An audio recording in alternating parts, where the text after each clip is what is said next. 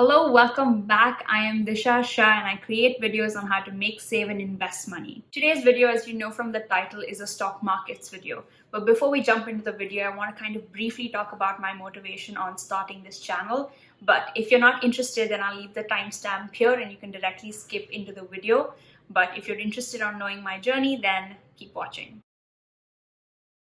For those of you who stayed here, I have taken several workshops in universities, corporates, organizations, one-to-one sessions, and experimented a lot on how financial knowledge can be delivered with different audiences, from creative presentations to storytelling to gamification to role-playing and just so much more. In this time that I was delivering these workshops and interacting with different audiences, I realized that the financial literacy gap was beyond imagination. And I started thinking why this was the case. From my personal experience, I came across one particular reason that I think has a massive impact on why a person picks up or does not pick up financial knowledge. Media representation. As an 18-year-old girl who had been making money, saving money, and investing money in the form of FDs and RDs from a very young age, I had no woman to look up to, no role model. I had never seen a woman talk about money. I don't know how many of you have noticed this, but try to keep an eye out now onwards. All the advertisements that you see for financial knowledge, whether it's insurance, mutual funds, investing, you will mostly see a pattern. Men selling to men, men buying from men, men advising men, and in case by chance there is a woman in the ad goes somewhat like this. To protect her, to take care of her and your family, invest in this place or buy this insurance. Now, if I have never seen someone who looks and sounds like me investing, why would I assume that I should be investing? Where would that thought come from? That's how Mola was born. I'm a 20-year-old B.Tech computer science student, no financial knowledge background, and a girl. I have successfully invested in mutual funds and stock market, and might I add, with ease. So you can do it, and you should do it. Before we jump into the video, I hope you learn with intention. The highest in me recognizes the highest in you. Now let's address some of the most common barriers that I come across. Let's talk about age. Now, I started investing around the age of 9 or 10, technically in my dad's company. I'm not going to get into that story, but if you want to know that story, let me know in the comments down below and I will create a video on my story. But I started investing very young. Now, my parents had to explain to me why I should start young and how that would benefit me in the future, which is basically compounding. To explain this, my mom told me a story, which is quite a popular story, but it had a lot of logic to it. And once I understood, I've set that as my base and have continued on that principle in any investment that I've made. Now, since this story was told to a child, of course, it involves kingdoms and kings, so bear with me. So long back, there was a kingdom and there resided a king. There was also a very talented poet who was scramming to make money and earn a living. He decided that he would write the king the most beautiful poem he had ever written and present it to him. So he started working hard on it and started writing the poem.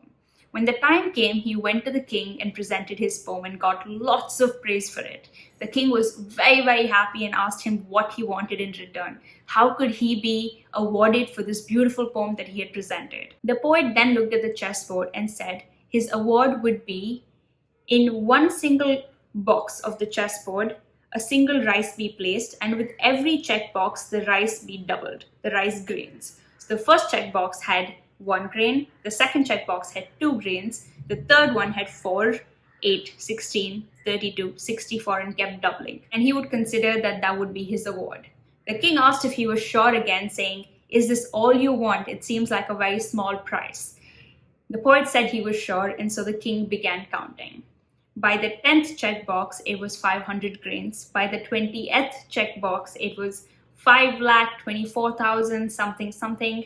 By the time they reached half the checkboard, it was 200 crore plus grains. And by the time they finished the chessboard, the king handed over his kingdom to the poet. Now, this story beautifully explains that investing is not about how much, but how consistent and how disciplined you are with your investing. You can start with 1 grain of rice and still conquer an entire kingdom. That is wealth generation. So when it comes to age, as young as possible. Start investing as soon as you turn 18. If you're anywhere above the age of 18, you're already late and missing out on the power of compounding. Power of compounding is famously known as the eighth wonder of the world. YOLO, you live only once. The number of people who have told me this when I've tried to have a conversation with them about investing is mind-numbing. I know when someone tells me YOLO in reply to why you haven't started investing, is that they don't know how to budget. A simple calculation will do it, okay? No investing needs a lot more logic. If you start investing 1,000 rupees every single month and increase that 1,000 by 15% every single year and make 15% expected returns, not even 18 or 20, just 15% returns on that investment, you will have 1 crore at the end of 25 years.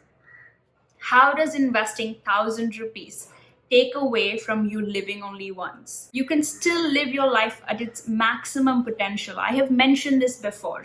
You don't want money to become a barrier in your life. You want money to act as a tool to maximize your potential. So only 3 things are needed. Consistently invest every single month, increase your investing amount by 15% every year, and you have to have expected returns of 15%. As your lifestyle increases, your investment amounts also must increase. So you don't have to compromise that much on your lifestyle or your choices in order to be able to save and invest. It's all about prioritization and what brings you more joy. Example, I can easily give up on going out for lunch one Sunday a month because I'm not that excited about outside food anyway, and save that 1,000 rupees and invest in the stock market instead.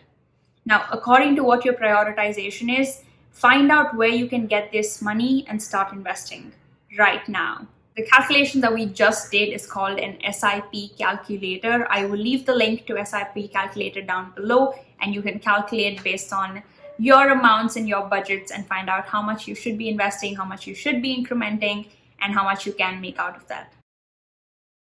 It's too complicated. Only men in suits from finance backgrounds invest. I know where this thought process is coming from because that's all we've ever been subjected to. That's all we've ever seen. But here's another story.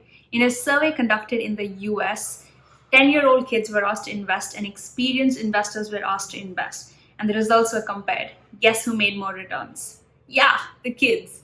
You want to know why? Because the 10-year-old kids picked the companies that they were most familiar with, whose products they believed in, loved, and used on a daily basis. Whereas the experienced investors got lost in calculating balance sheets, looking at top line and bottom line, and all these financial calculations, but forgot the base principle. The customer knows the company better than the investor. So if you're a computer science engineer and familiar with technology companies and use those products, invest there.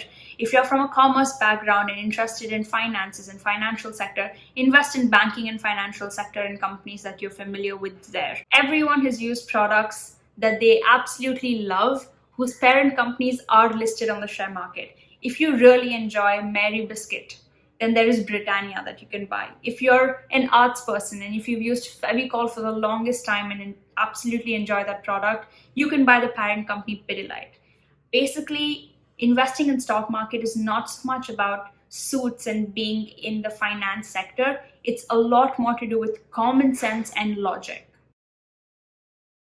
Every time I start talking to someone about investing, I see their face immediately scrunch up or this layer of doubt come across this face. And I understand where that barrier comes from. When we kind of watch movies, stock trading is always portrayed as something that brings down families and relationships break apart and there's just so much loss. So you kind of put up this picture in your head that even when you invest, it's going to be like that.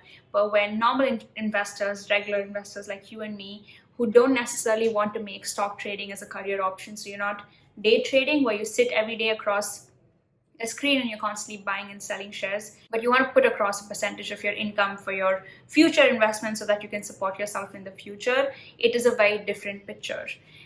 So addressing the question that is trading in stocks very, very risky, there is an amount of risk that you take with any investment, but no one talks about the risks that come across when you don't invest. Let's talk about working age. Say that you start working at 21 and work till you're 50, 55, you still probably have a good decade or 2 or 3, given that lifespan for everyone with medical help is just increasing. So you are most probably going to live till you're 85, 90 at least. Now, how are you going to support yourself for the 2, 3 decades? Even if you save as much as a crore in your working age, inflation is going to bring down that value year after year after year. So you will need funds to support yourself in the future. And the best way to kind of ensure that time does its magic and you put across a certain amount and that just increases with inflation and with time and is enough to support your retirement, you will have to invest.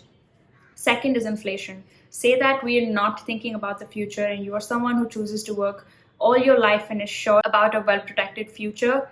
The savings that you currently have is still being eaten away. It's basically evaporating into thin air by inflation, which means if you have 1,000 rupees today and the purchasing power is, say, a laptop, for example, with 1,000 rupees, tomorrow you will probably need 1,500 to purchase the same laptop. So the purchasing power of rupee is dropping every single day. So if you're not investing, you are choosing to lose your hard-earned money. As an investor, you can reduce your taxable income by investing pre-taxed rupees. Last but most important, if you have time on your side, if you are in your early 20s and 30s, don't even think this through. If you're someone who doesn't make a lot of money but wants to have a comfortable retirement or retire early, then use time as a factor to let your money compound and generate into a snowballing effect and make maximum returns. If you start later in your life, then your risk-taking capacity is low, which means return on investment is also going to be low. Plus, you don't have too much time to average out the risks and let your interest compound. Considering all these reasons, I don't know why someone would not invest. If these reasons have been convincing enough, or if you have any more questions or doubts, leave them in the comment section and I will get back to you. But if you are convinced and ready to invest, let's talk about the process of how you can start investing. Coming to the last question, what is the process to start investing in stock market? Step 1, you need your identity proof, PAN card, and a bank account. For your PAN card, you will need your identity proof, date of birth, and address proof. Step 2, you will need a Demat account. Now, what is a Demat account? Back when stock trading used to happen, most of it was usually paper trading, which is material trading. So dematerialization or Demat, basically converting all the paper records to a Demat account, which is an online account. A Demat account functions as a place to store all your shares and all your investments that you're buying and selling. It holds as think of it as a bank account, but instead of storing your money, it stores your shares. So you have to get your Demat account. You can also convert your Demat into Remat, which is convert from your online storage to paper trading. But I don't know why anyone would do that anymore. So you have to get a Demat account. The link to where you can open a Demat account is in the description box, so make sure you check that out. Next one is your trading account. A trading account allows you to buy and sell shares. And Demat account holds those shares. For your trading account, you'll have to complete your KYC, which is Know Your Customer. I explain in detail what Know Your Customer is in another video, and I'll link that in the card, so make sure you check that out. But to complete your KYC, you will need address proof, identity proof, and PAN card. My cat just moved my setup. Congratulations if you made it till the end of the video. If your face is all scrunched up and sad, soften it and smile, because trust me, in today's date and age, whether it's your KYC process or any other documentation that you need, it's just minutes away from happening on a digital platform. All you have to do is sit back and relax and just follow procedure. It is not that hard, I promise you. In the coming videos, we will discuss what the stock market is, how it functions, and how you can start making a lot more money and maximizing every rupee that you earn. So like this video if you enjoyed it. Let me know in the comments down below if you have any other requests, and make sure you subscribe to my channel and hit that bell icon so you get notified every time I put up a video. See you in the next video.